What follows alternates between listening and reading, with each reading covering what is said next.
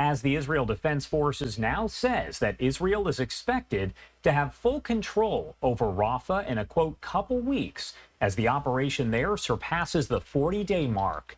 The Israeli military adding at least 550 terrorists have been killed during the operation, with more than 24, quote-unquote, long tunnels found reaching the Egyptian border and countless weapons discovered, including this week inside of a mosque. Do want to cover the latest details here, so let's bring in Ambassador Gerald Feierstein, the director of the Arabian Peninsula Affairs Program and distinguished senior fellow on U.S. diplomacy at the Middle East Institute. Now, he previously served as the U.S. ambassador to Yemen during the Obama administration, joining us now live. Thank you so much for taking the time to be here with us today. It's a pleasure to be with you again, Josh. All right, so first off, I do want to ask you, because the IDF now saying that Israel should have full control over Rafah in about a couple weeks is how they worded it. My question for you, what happens at that point once they do have full control over Rafah? Do we have any idea? Well, there are a couple of things. One, of course, is what do they mean by full control? Because what we've seen over the course of this entire 8 months is the Israelis declaring that they have cleared an area of Hamas operatives or whatever, but then a few weeks later find themselves going back into the same place again and again. So, you know, whether they actually mean that they will control Rafah or that they will have achieved some military objective is a little bit unclear. But the other part of your question, of course, is what comes next. And this is the focus, really, of the debate that's been going on this entire time between the U.S. government, the Biden administration, and the government of Israel, because the Israelis don't really have an answer to that question. And there is disagreement within Israel, including between the military and the civilian leadership in Israel, about where to go from here. And I do want to pull up this post that came in from Kogat. It was actually originally courtesy the IDF, and this is a photo that they posted. They did say these rockets and weapons were stored by Hamas inside a mosque over in Rafah, and that just seems to be kind of a pattern, correct? We're talking religious institutions, schools, and more, where the IDF says they have located these weapons. Well, there's no question that that Hamas is going to be using what comes to hand in order to try to carry on the fight, and so not really a surprise that they've used mosques or schools or other facilities to try to hide their weapons. Multiple news outlets are now reporting of an IDF document that was apparently released in mid-September that warned Hamas was training for a large-scale invasion of Israel with a target of 200 to 250 hostages. We now know, of course, that the October 7th attack did happen and about 251 people were taken hostage. So what do you make of that? And if this does prove to be true, what are the possible ramifications overall? Well, if you go back to the very early days of the post-October 7th military operations, one of the stories that came out at the time was that indeed Israeli intelligence had picked up indications, and in fact, some of the training that Hamas was carrying out in order to prepare for the October 7th attack was done in full sight of Israeli observers. And so, you know, this is one of the issues that is going to be significant in terms of determining the future of the Israeli government, the future of Benjamin Netanyahu.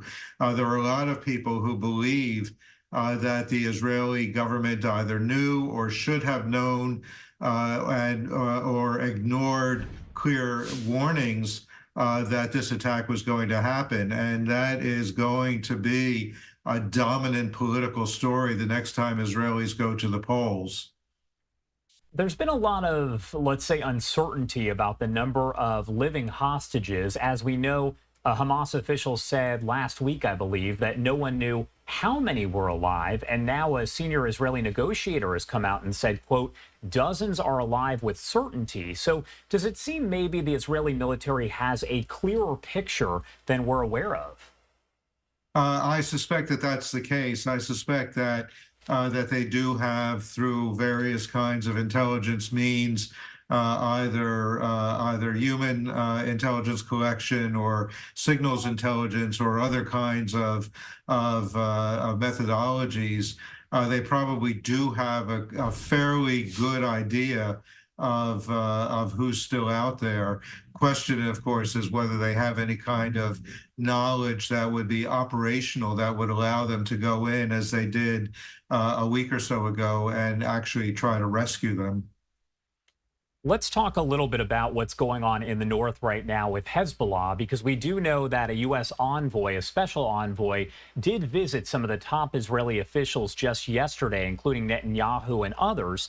And now he has kind of moved on to a different location there. So what exactly is the U.S. doing overall to make sure that there's not even more of an escalation between Israel and Hezbollah and really an all-out war?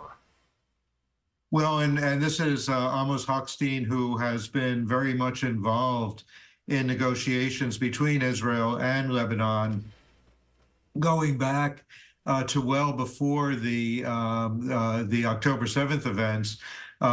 He was particularly involved in trying to get an agreement between Israel and Lebanon about drawing a border, a maritime border that would allow the two sides to explore for oil and natural gas offshore. And so Amos knows the leadership in Israel and Lebanon very well.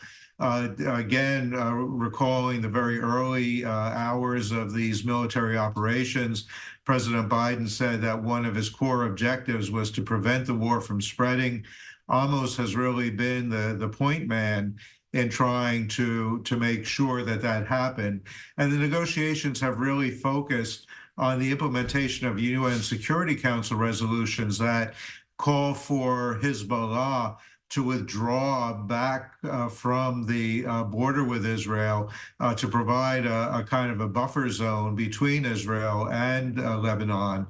And Amos has been trying to get that agreement into place so that the two sides are a little bit apart from one another and you don't have these daily exchanges of fire.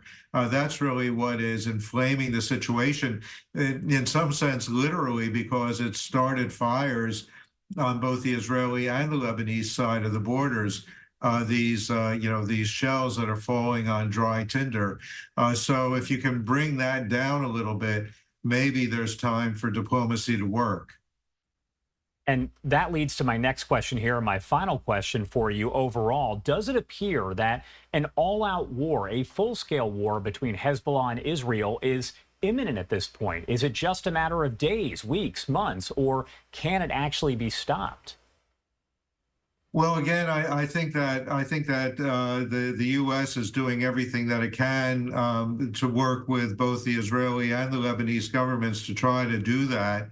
I think that, at least from a U.S. perspective, the outbreak of a major conflict between Israel and Hezbollah would be disastrous.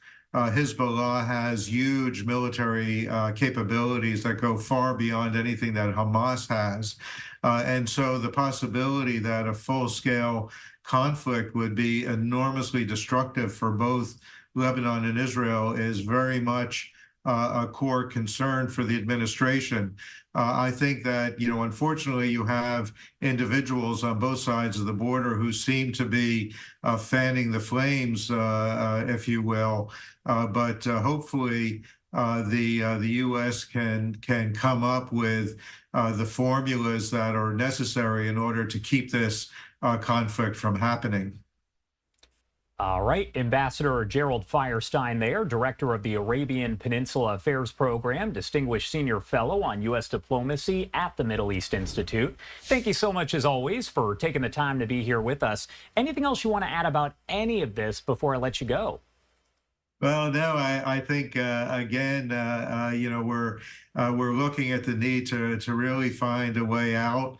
with Tony Blinken and with the other senior people trying to get to a sustainable ceasefire and end to the conflict in Gaza, that will really allow and it'll enable U.S. diplomacy to address many of the other issues that are plaguing the region right now, including Hezbollah, including the Houthis. That's really the key: is to get the Israelis and Hamas to come to an agreement. All right, Ambassador, thank you again for taking the time to be here with us. We appreciate it. It's always a pleasure, Josh.